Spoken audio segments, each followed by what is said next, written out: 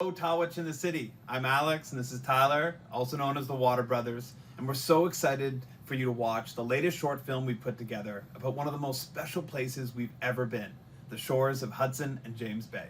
We really wish we could be with you tonight to celebrate, but we're actually in Chattanooga, Tennessee at an IMAX conference where we're actually about to screen a promo clip for a documentary about Great Salt Lake that we've been working on for the last number of years. So really sorry we can't be with you tonight.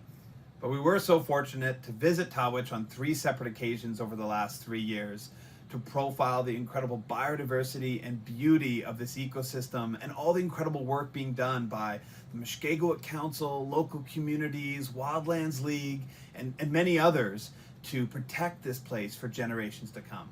So many Canadians will unfortunately never get the opportunity to visit Tawich, so we really hope that this short film and others, like our episode, The Breathing Lands, will really help more people in Canada and across the globe appreciate just how amazing the Bay is and why it's so deserving of official protection. And why it's going to be a game changer for conservation and our climate as well. So thank you so much for coming out tonight to support this important initiative, and we hope you enjoy the video.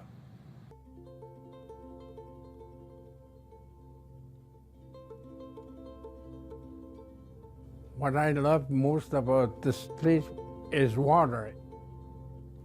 We use the river as a highway to go to James Bay. My grandfather, he used to say, respect the land here. This is a place where the birds will come and nest to have a regeneration for the birds that migrate. The water is a living thing. Everything lives by water. It has to be flowing. This conservation area we're trying to establish, there's fish, there's belugas, there's seals, there's polar bear, there's caribou. They're always in the shoreline. And it's really important that we protect a lot of these waterways. The polar bears are adapting to eating molting geese in the summer. And they only started doing that maybe 20 years ago, 30 years ago. I remember when biologists used to say that they're starving, but now they're in good health, so they have about 4 or 5 weeks of food that they eat during the summer because there's a lot of birds here.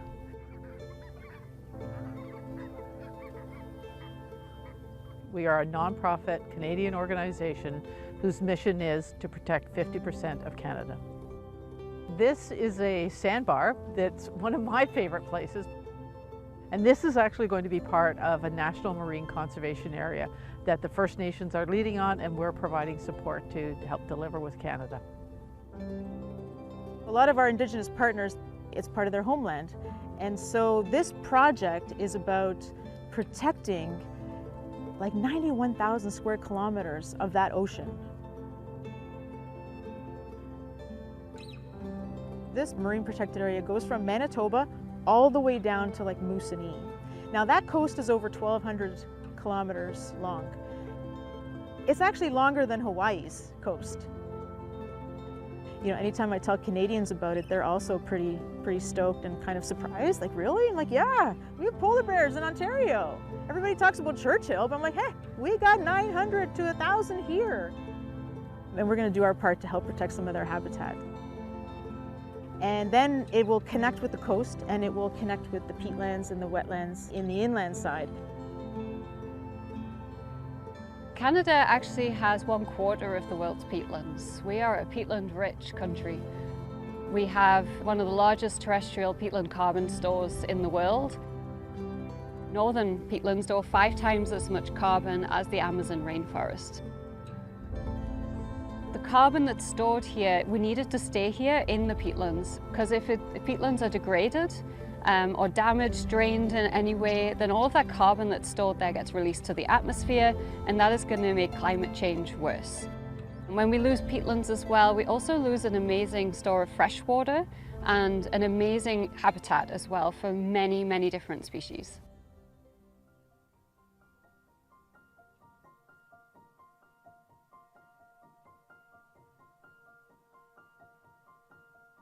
Female polar bears don't stay on the coast, but they migrate 100 kilometers inland into the forest and the peatlands, where they go and dig out an earth den to have their cubs in the fall.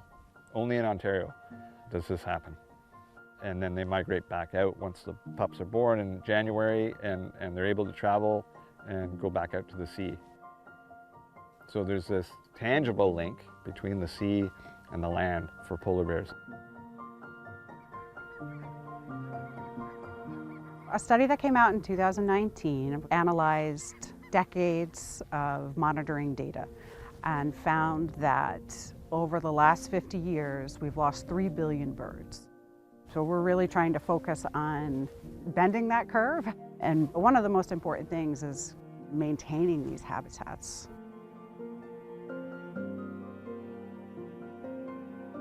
Once I found out about this National Marine Conservation Area that the Mushkegowuk people are leading, I just thought, this is fantastic. This is going to be a really important place.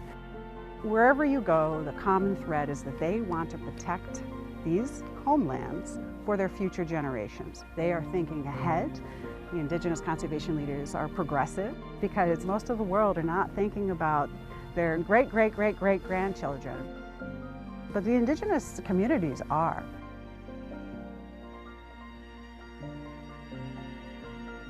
We need that kind of forward thinking to really guide us through these times ahead. Getting these people to come up, universities, scientists, environmentalists, to come up here has been a lot of work. And I'm really happy that they're finally here and the tribal councils jumping at it and helping out. It feels really good. Yeah, I'm really happy.